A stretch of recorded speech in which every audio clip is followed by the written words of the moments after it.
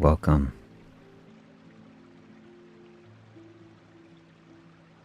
So nice to have you with me here in this space. This fasting space.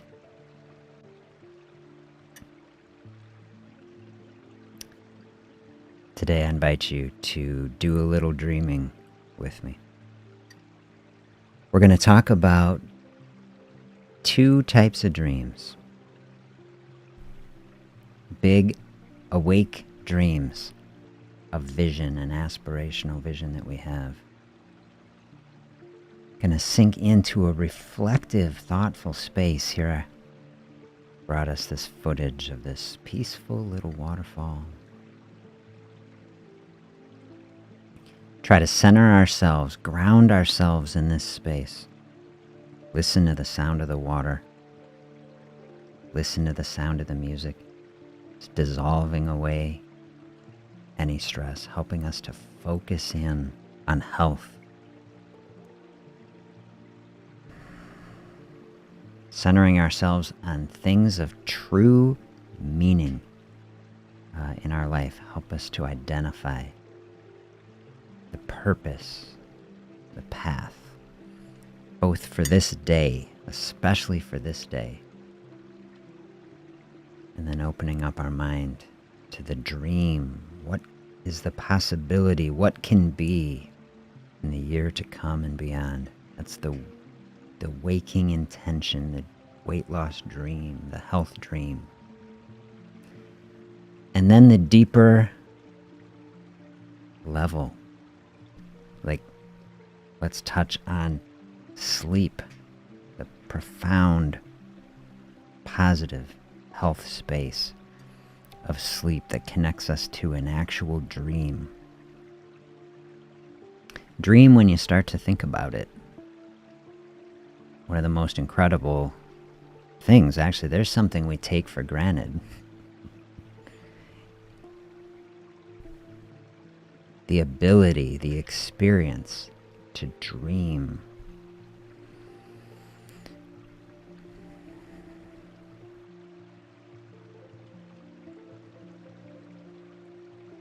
Hey, good morning. So nice to have you here.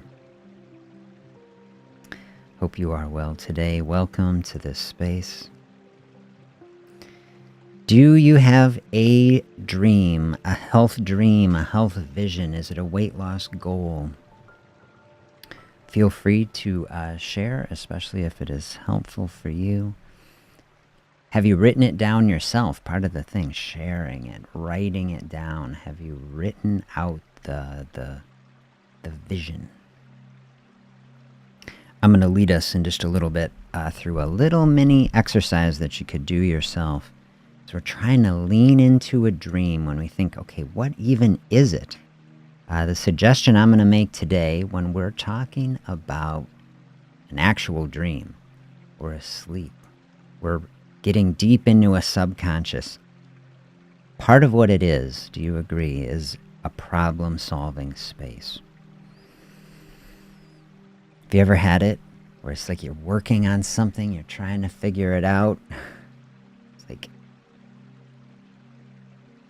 and you sleep, and it's like there's an unlock. Have you ever had that? Things look better. Look at this quote.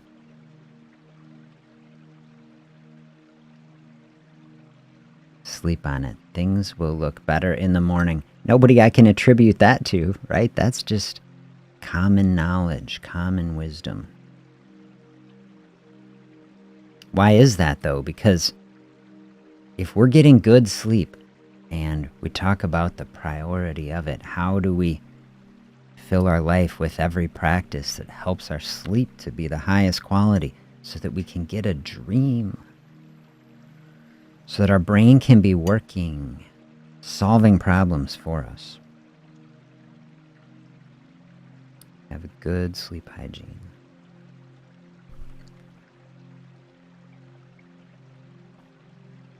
We're accumulating experiences in our life, and we have struggles, we have obstacles. This is the big thing we're trying to do on this channel. Overcome every obstacle. I believe this. I believe that every weight loss and health obstacle we're facing, we can overcome it in some fashion. What was the day we were talking this week about opening up the possibility that a success can look different than we envision? Something from Atomic Habits. That, if we're so focused only on our goal, that we're dialed in, it creates only the possible scenario that we envision is the only way we can succeed. Think what a dream space is. Think when we're dreaming, when we're awake, what are we doing? We might say, we have a silly thought. We have something that's like, what if there were no rules? What if there were no anything? And we just try to be creative. We say, what if this could happen? See, it's like a dream.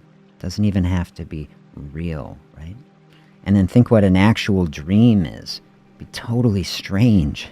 Right? We are like, the weirdest thing had this dream. The weirdest thing happened, because there's no constraints. Dream is getting us into a space where anything is possible. This is the type of thing we really want in our life. We did the session in the fall, remember, clues to the weight loss puzzle. We're trying to build a health space, a health experience, a health environment for ourselves. This is what I'm trying to do here with the sounds and the space. Like, here is a peaceful space. Feels, doesn't it, like kind of like a perfect space, I hope. Like, hey, I could spend some time here. I could sink into this space. All right, so like our dream is like anything is possible. This is opening up many avenues of things that could be a success. It isn't just one point in time. It isn't just one goal. It isn't just a number.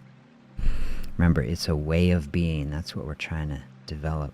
And here, just sit in a space like this. Say, I could just be in this sort of space for a little while. Don't have to rush anything.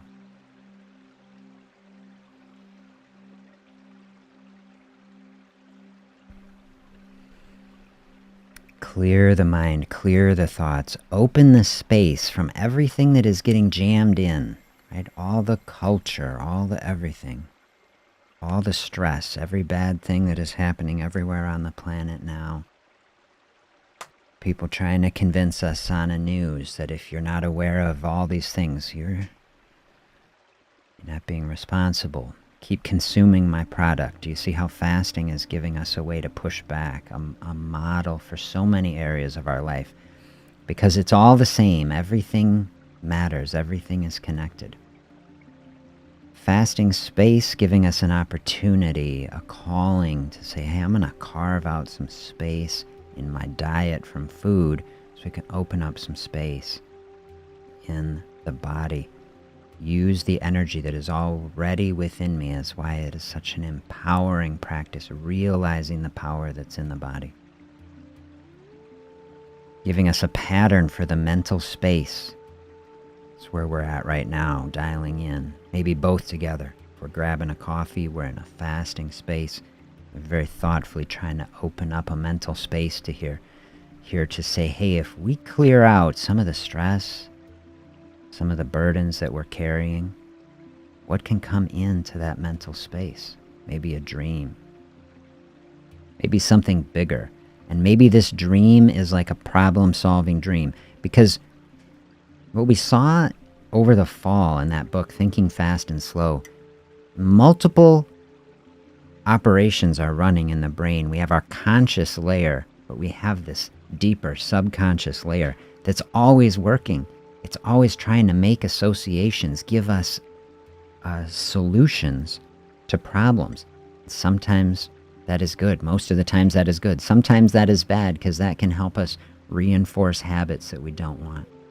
That's why we're trying to build these spaces so thoughtful to help us flow in the best way, help these subconscious processes really to serve us in the best way. But one of the ways that they serve us, creative problem solving. And when we give space for that, turn that conscious layer down a bit. Stop filling every space. It's like fasting space in the mind, giving opportunities for these deeper layers to start serving us in the most profound way they can. Check out this quote from a neuroscientist that I was reading. Sleep provides emotional first aid and a unique form of informational alchemy, allowing for new connections between existing ideas, crucial for creativity and problem solving. Yeah, this is summarizing so much of what we want going on, right? Emotional first aid could use some of that, right? We all could. That's like the other quote. Things gonna look better in the morning, right? Because a good sleep and a dream is like healing emotional wounds, part of what we need to do. Solving problems. Like I say a lot, we've got different situations in our life. We're all unique. We have our own life, our own experiences, our own collection of traumatic and difficult things that have happened to us, our own habits that shape our behavior and experience. But now we want to be very intentional. What I'm going to say is we want to try to even shape that dream experience. The dream is us. The dream is us in a totally open mental space. When we're asleep, we've completely shut off the cognitive layer. Every type of judgment and bias that we bring to something while we're awake, okay, that layer is shut off. And we're sinking down into that deeper level that is trying to solve problems. And I would say, have you experienced this? If we bring intention to it, maybe even before we're going to bed, say, hey, this is like the top priority that I got to figure out. Like tell those centers, hey, I want you working on this. Maybe you're taking an inventory of the day. Maybe you did not flow through a space, like if we're going to bring it right into the health space. Maybe there are some spots in my day, say, I did not make the best health decision, but I want to. I need to figure out that way of being in that space. I say load that in to the intention in the dream space.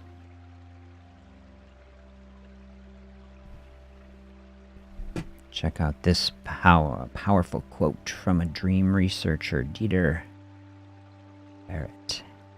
The dream's power lies in the fact that it's so different a mode of thought that it supplements and it enriches what we've already done while awake. It's like a whole nother avenue. So we're here in a health space. We're trying to walk on a health path. It's like we're marshaling all of our resources. And here is, one of the most out-of-the-box thoughts that I can bring you.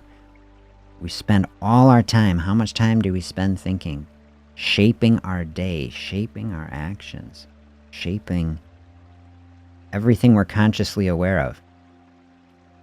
How much time do we spend thinking about the other, third to half of the day, if we're getting 8 hours? A third of the day we're spending in what hopefully can be a deeply creative, thoughtful, restorative, rejuvenating practice. Sleep, positive sleep feeding forward into every other space. And then the dream state, really helping us unlock what is the barrier you have, what is the struggle you have, what is the path that you're on. The dream, maybe we don't think of it this way.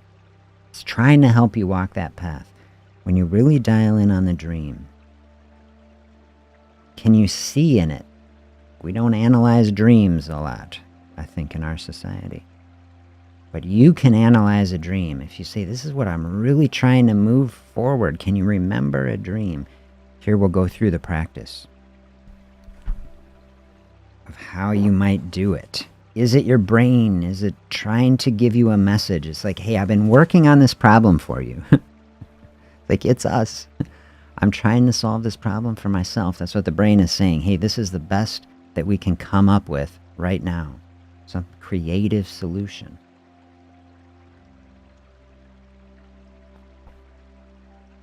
Say, sometimes it looks kind of weird. You might have to search for the meaning, but it's often there. Okay, this is a section from the Creative Act to juggle some of our books here. Chapter is entitled Memories and the Subconscious. And we'll start in an interesting little space and then flow into this dream exercise that they have.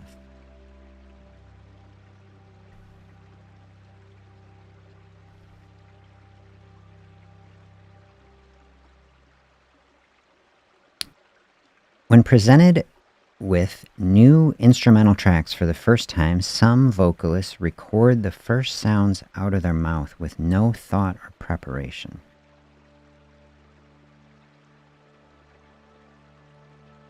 Even right there, that's interesting just to think about. Okay, just letting that first subconscious thing flow out before we even think about it. That's already dialed in to this process. They might sing random words or sounds that aren't even words at all. It is not uncommon that out of the gibberish, a story may unfold or key phrases may appear. Think about where we're going about this with a dream. It just seems like gibberish. Like, what is going on? Oh my gosh, this weird thing happened. It's like, what is going on? But just like you can see with this, okay? Can the story unfold out of it? There's meaning to it. There's purpose. The brain's doing it for a reason, most definitely. No active attempt to write this process. The work is being created on a subconscious level. The material exists hidden within. This is where I'm trying to help us get to. That a dream, completely personal, right? You are having the experience. The brain is having the experience. And why? And part of a process, probably operating on many levels. Some researchers say it's helping us form and solidify memory of our experience. Clearly seems to be involved in trying to help us with problem solving.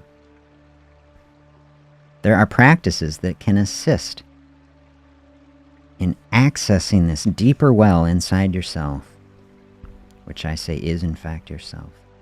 For example, here's an intense exercise. You can try an anger releasing exercise where you beat on your pillow for 5 minutes straight. Very difficult to do, they say. Man, after 5 minutes you'd be worn out. You were releasing the anger. He says, more difficult than you think to do this for the full duration. Time yourself, go hard, and then immediately fill 5 pages of writing with whatever comes out after this. Wow. I haven't done that, but that would be an intense process, right? That would get the energy flowing out. Say that is anger releasing.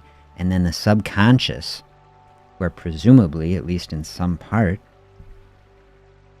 anger and emotions are residing. See, we want to get that out. Like here they're talking about a creative process. Try to write a song or make a painting or whatever. Our creative process is like, how do we move forward in health? How do we create our way of being so that we flow through all of our health decisions and health spaces in the most beautiful fashion?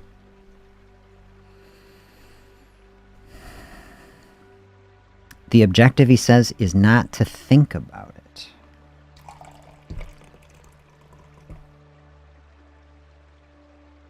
Avoid directing the content in any way. Just write whatever words spill forth. Okay, so there would be an intense exercise. Also part of that anger releasing, remember we did that session, letting go of anger? So this would be a great practice to pair with something like that. There is an abundant reservoir of high-quality information in our subconscious. Finding ways to access it can spark new material to draw from.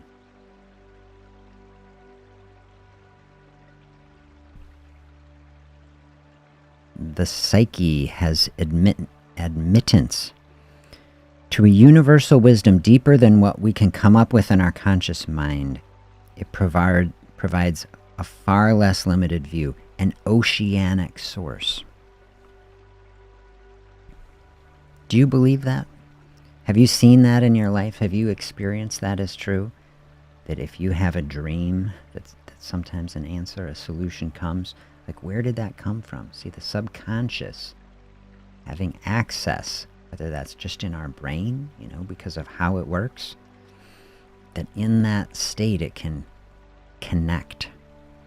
Or is it connecting to something more broadly? Who knows?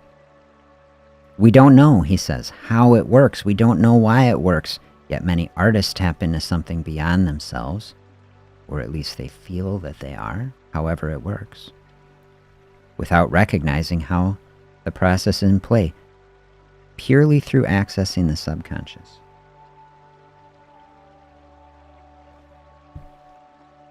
Often reaching these states is outside of our control. Some artists have created their best work while feverish with their temperature over 103. A trance-like condition bypasses the thinking part of the brain, taking us toward the dream state. It's very interesting. Remember, the guy that wrote this book is one of the most successful music producers of all time. He's recorded with all these incredible artists. There's great wisdom in the transitional realm between wakefulness and sleep. Right before you fall asleep, what thoughts or ideas come to you? You can see that as we're shutting down that conscious layer, all the judgments are stopping. All the limiting beliefs that we have about ourselves are going away, right? That liminal space. What thoughts come to you in those moments?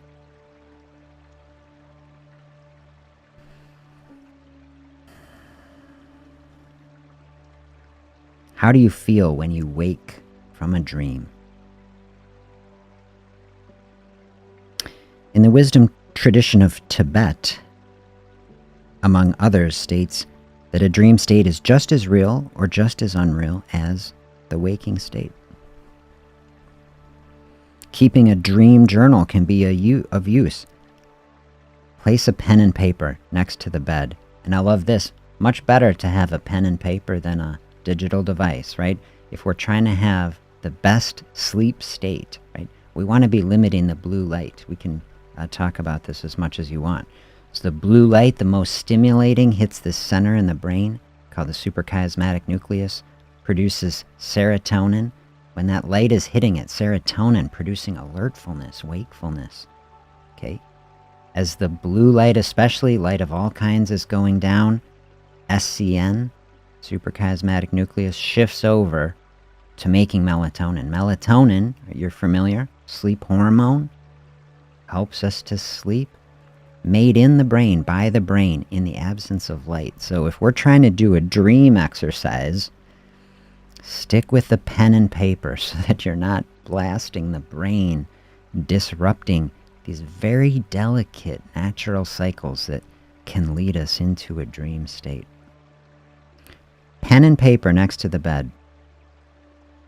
If you're heading to sleep, you can write down if you have a beautiful thought, because you'll lose it, right? Like a lot of times, you say, do you ever have it? You have a thought, and it's like, oh, I want to capture that, because I won't remember it in the morning, right? If you have the pen and paper, even if it's dark, which it should be in your room, totally dark, if you have the pen and paper, scribble it. You get the idea of it. Then you'll be able to remember it. You look at it. You remember it. It doesn't have to be perfect. Something to hang on to the thought. And then as soon as you wake up, begin writing immediately with as much detail as possible before doing anything else. Try to limit unnecessary movement. Simply turning your head too much can be enough to dislodge the dream from the memory. Have it on a table where you can reach for it. The first thoughts you have, what was that? Have you experienced that? You had a dream. It felt so profound. You're like, oh, that was really interesting. And and it's hard to extract all the information right away. And you're like, oh, I need to remember this. And so you start telling the story to yourself, but then it kind of fades, right? It can be very hard to remember. Are you someone who can remember your dreams easily? I've talked to a lot of people about dreams. Some people can really remember it. I don't know if it's a skill or not. Some people just can't remember them. They'll say, like, I don't even have any. This has been studied in sleep labs where they show people getting in the REM sleep. They're clearly having dreams, can't remember it. Some people can't. Don't be discouraged if you're not having these, spaces where it's like, oh yes, like clearly like the vision just came to me. Okay, some people have an experience like that. Many people don't. Don't feel bad if you're not having it. Just focus on the good sleep hygiene. Realize these things are happening. Maybe still do this exercise. Even if you're not remembering some, crazy or profound dream. Like, what are the first thoughts that come? I do like this exercise. Trying to create everything we're trying to do on this channel, in this space, right? We're trying to capture as much positivity and value as we can so that every part of our being is just flowing forward in health. Here we're recognizing, okay, these first moments of waking on that intersection, okay, we're sitting right on that edge between the subconscious and the conscious. Can we take value even from that space? As you write, the picture will develop. You'll remember more of the story. Hopefully, I say. More of the setting, more of the details than when you first set the pen to paper. I have not done this exercise. I just read this yesterday. But I want to do it. I can see the value in it. I've said a lot, right, of the power of journaling. Journaling I try to do every day. This is like taking the power of journaling and bringing it right into that space to actually physically write it. I think it just sounds awesome. The more you do the practice, morning after morning, the better you will get at it. Help you recall your dreams. Let me know if you experience that. I'm going to definitely try it out. It may also help to set an intention to remember your dreams before going to sleep. This I totally agree with. Set the intention to remember the dreams, and then like we were saying, set the intention of using that space powerfully, telling the brain, help me solve this problem, help me develop the way of being, what is the unlock so that I can flow through this space. See, it's one thing to know about health practices. I've tried to lay these out. The health practices, we all have a common toolkit. We can all exercise to the extent that we are able and desiring to do it. And we can all try to choose the healthiest foods, minimizing the processed foods, trying to keep the toxic stuff out. We dialed super into that yesterday. We all have the option, if we're called to do it, to open up a fasting space of as little or as much duration as brings benefit flowing into our life. Okay, so we have these common things. We can understand that.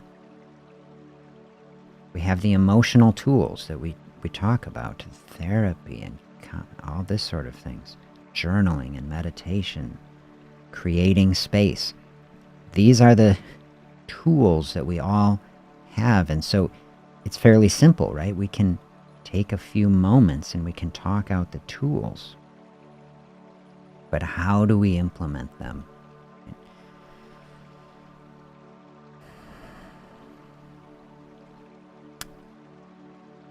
Dream from one point of view. A lot of sleep researchers say, oh, this is the integration of our experience. This is taking the previous day, consolidating it, forming the memory, so we are learning from it. I love that.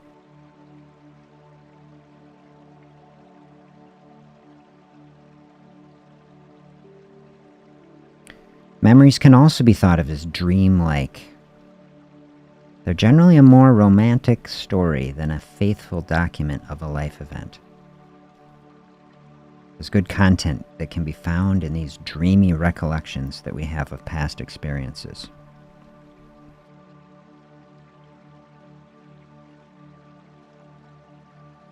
thinking of these recollections, another way to bypass the conscious mind, tap in to something larger than ourselves.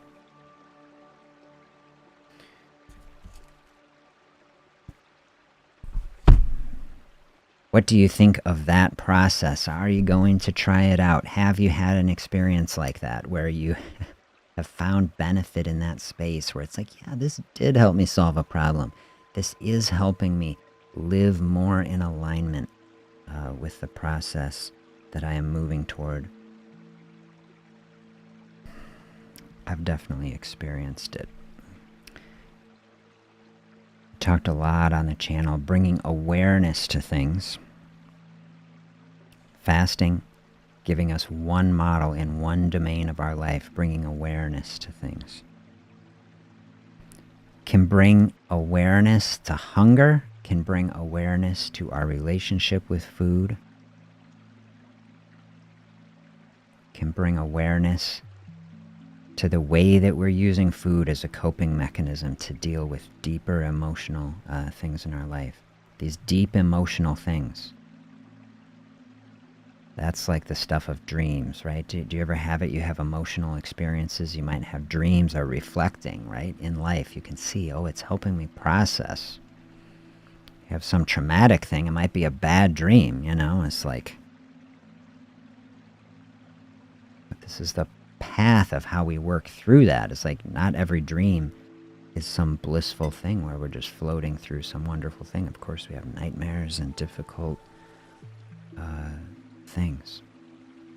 Dream, part of the process, you say we have to take space to heal. If we're trying to work through trauma, you say, how do you release it? The dream can be part of that. This is part of however the brain is working, the processing, everything that's happening behind the scenes.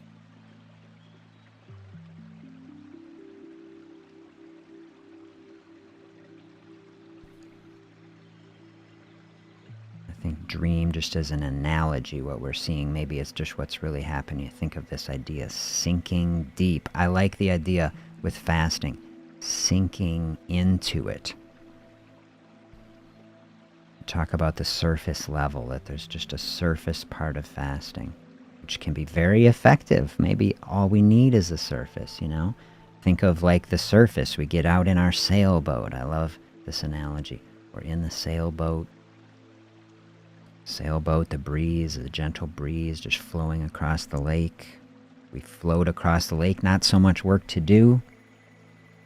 As long as we're not dragging the anchor behind the boat, we did that session. Letting go of a weight loss anchor so that we can drift forward. Sailboat is not a submarine, right? Sailboat's floating on the surface. And so that to me is just like 16:8. Maybe all we got to do, open up kind of an 8-hour window where we're eating, open up this other window. Maybe we just do a simple practice like that. Maybe that is enough of an unlock on a weight loss path. I think for a lot of people, going into a 16:8 healthy meals. You go online, you go on YouTube, you type in intermittent fasting. There's millions of videos. I mean, so there's a community of people online on this planet, right, who get it, right, who say, oh, this has helped me. This works for me. Yet in the big picture, in the broader reality of the world, it's just a tiny, minuscule fragment of people that are even aware that this is something that can be a health practice.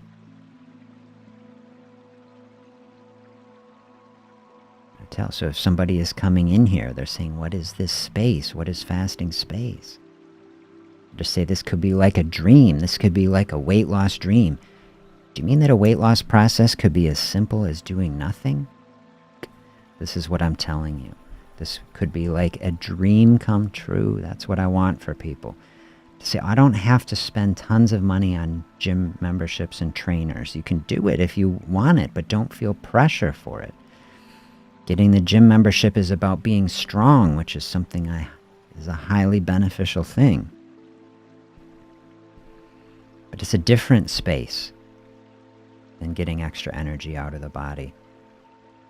And a fasting space to say, here's how we take the pressure off. Like, this would be a weight loss dream. Lose weight without putting pressure and judgment on myself. Lose weight just by opening up a space and 2 meals in a 6 to 8 hour window. That's just the surface level of it. Maybe that's the way we float through a beautiful space like this. Most people's experience is that type of process, 16-8, 2 meals a day, is a gentle process. Gentle to stick with as you adjust to it, not so intense. Like something like OMAD, that's the next level. Say, I'm just going to eat once in a day. Most people experience that as more intense. Some people don't find that intense. Bless you. Some people say, oh, that just feels natural. See, that's great. But see, that's starting to get deeper into fasting. That's maybe not quite as much of a sailboat. We're trying to make it as much of a sailboat as possible. The human system, metabolism, our experience with hunger, adaptable and changeable over time. My experience took 3-4 weeks of eating 1 meal a day before it started to feel pretty normal. And I flowed through that space for quite a while. And that's the big part of how I lost weight that I'd accumulated during my residency training. Like, I couldn't keep doing that forever because I lost all the weight that I wanted. I have to back off on that. I don't need something that powerful. And then, of course, you can sink deeper and deeper into it. Have a whole fasting day. Human body, very, very capable of doing that. Now we're getting into very, very deep and powerful weight loss space. Maybe we call that the weight loss submarine. If we're heading deep, sinking deep into it.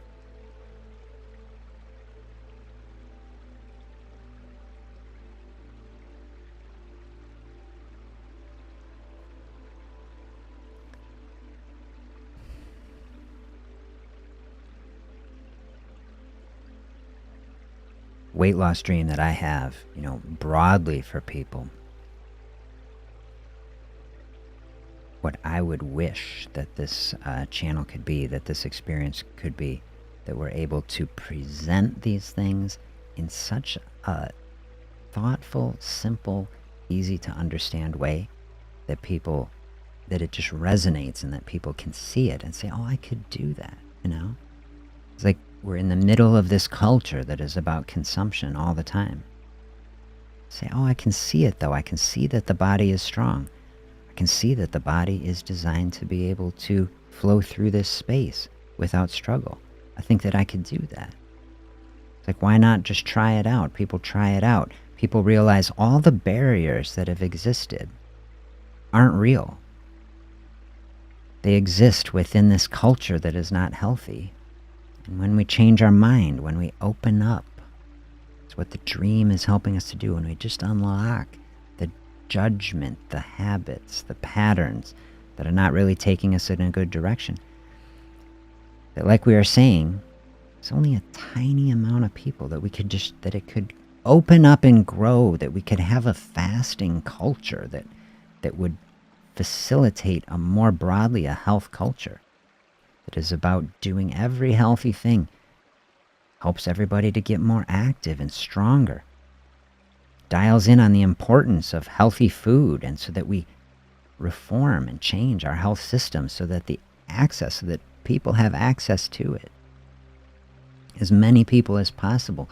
As much nourishing, healthy, nutritious food that is creating life to be flourishing in the body. The fasting space helps people normalize the hormonal structure, normalize the metabolism.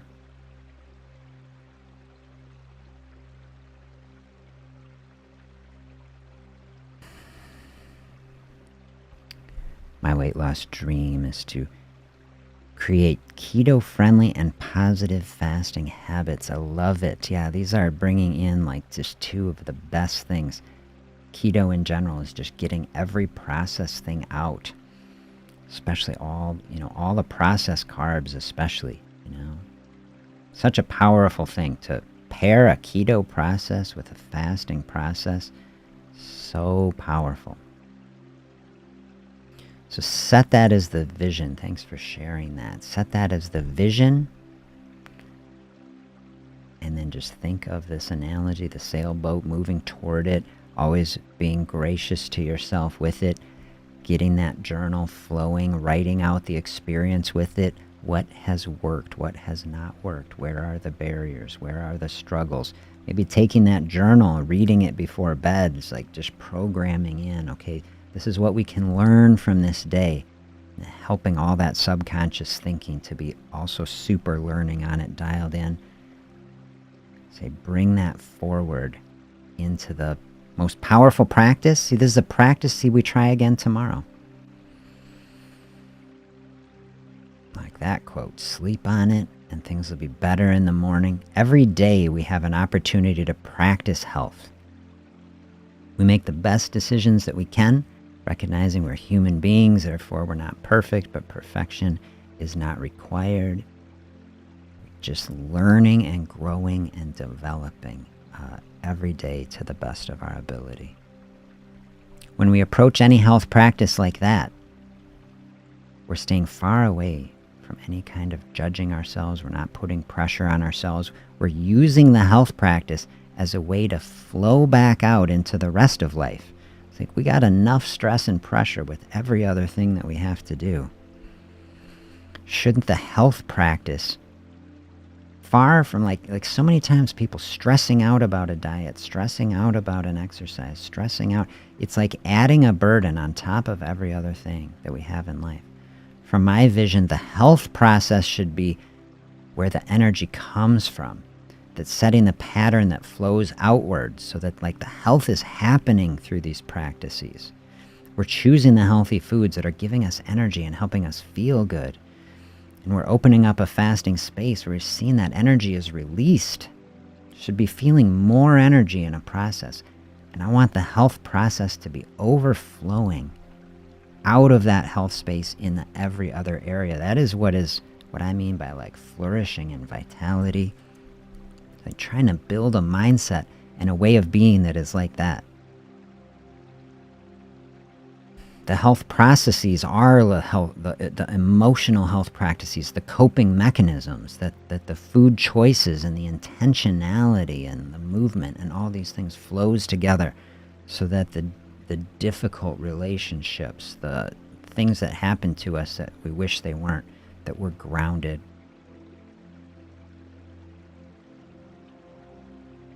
That was the positive part of the anchor, right? We said anchor, we don't want like dragging along the lake while we're trying to move. Anchor is about like the storm is happening and we are grounded and solid and the waves and the wind are not pushing us around.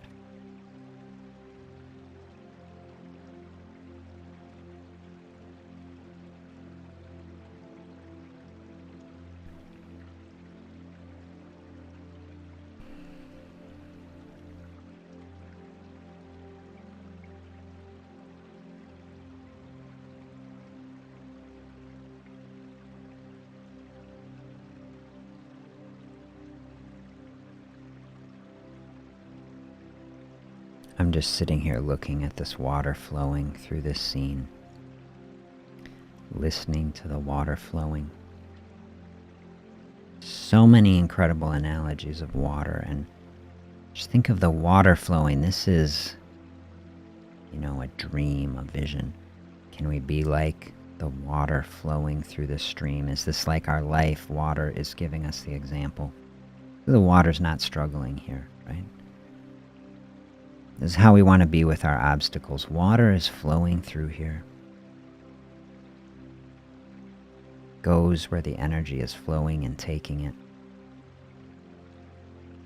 Think of your day like the course of this stream, right? Flowing through it. Stone is here, okay? Well,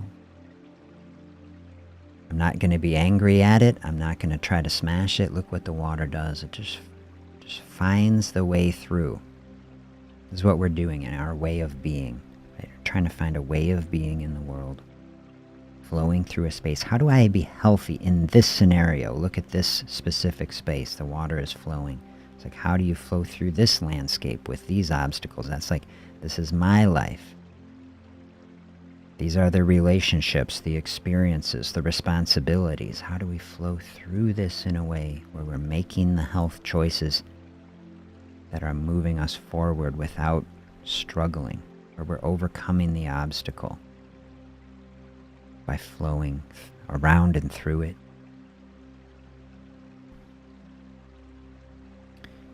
Attacking it from every angle. If we want to bring some more energy, we can think, okay, stream is flowing down the mountain. It's like, also we've got the path. We're trying to climb up the mountain. We've done that thinking. The mountain is the obstacle. Our health path that we're trying to walk up so that we overcome it. I always love to try to do this, invert the thinking, right? So we've got one analogy, climbing up the mountain and overcoming it, and the other way, the water, this mountain stream flowing down gently. Maybe one day you need one perspective and the other. One day the energy is flowing, you've got the attitude, you say, I'm a human being, I have powerful, overcoming this, and we're hiking up the mountain, right? And another day, it's like you're feeling a little more overwhelmed by things, and you say, I think I'm feeling more like the mountain stream day today here. Just gonna let the flow happen. Like I say, let fasting do the work. Maybe that one is more like the flow sort of idea. So we got many health practices. Every day doesn't have to be the same. We're here on a fasting channel, fasting space.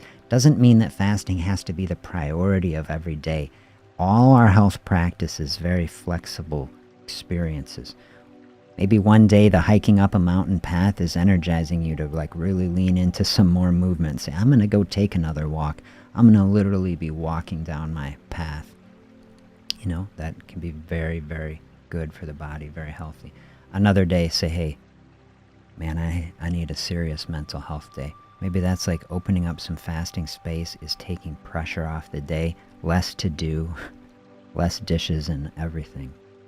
Maybe that's more like the stream flowing down.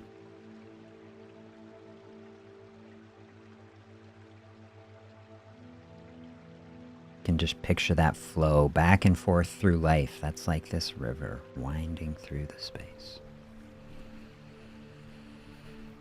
Opening up space for the dreams, the bigger visions. Like anytime we start something, that was what I was reflecting on this week too. Okay, we did some deep thinking on atomic habits, about the process of building a strong and stable foundation, about putting in the work that is building a compounding process. And at the start of that, we say, well, it can take a while to build that up before it really starts to ramp up.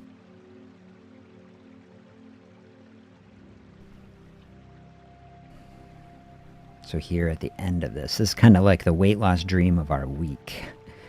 We had our experience during the week. We did all this thinking. It's like, think of this as like a day. All these experiences happened. Like the day's over, going to bed, gonna sleep. That's like consolidating that week. I like this thought. This is where we're at in this space, bringing our week to a close. All the thinking is happening on laying the foundation and building the habits and practices. Creating the experience for ourselves so we're floating through it. And now here we are at the end of the week. We've just opened up this space. Consolidate the thoughts.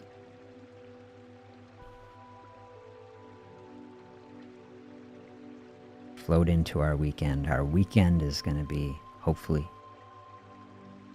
this powerful space, health space. Hopefully you have opportunities. Maybe you have to work the weekend, but maybe still in this weekend, whatever your experience is, you can have some just space.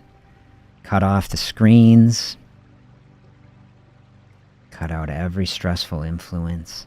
Open up some space this week. Maybe do some journaling. Maybe do some reflecting on this week, on the health path. Opening up this space and then charging up through the weekend so we can head back. another step forward next week. Really happy to be taking these steps with you here. Thank you for being here. I hope you have a fabulous day stepping forward in health. I hope you have a wonderful weekend that is moving you forward in health. I will look forward to continuing on the journey with you next week. Share comments, reflections if you're coming through on the replay also. Connect in. Let me know how you're doing in the comments. We'll have an ongoing conversation. Be well, everybody.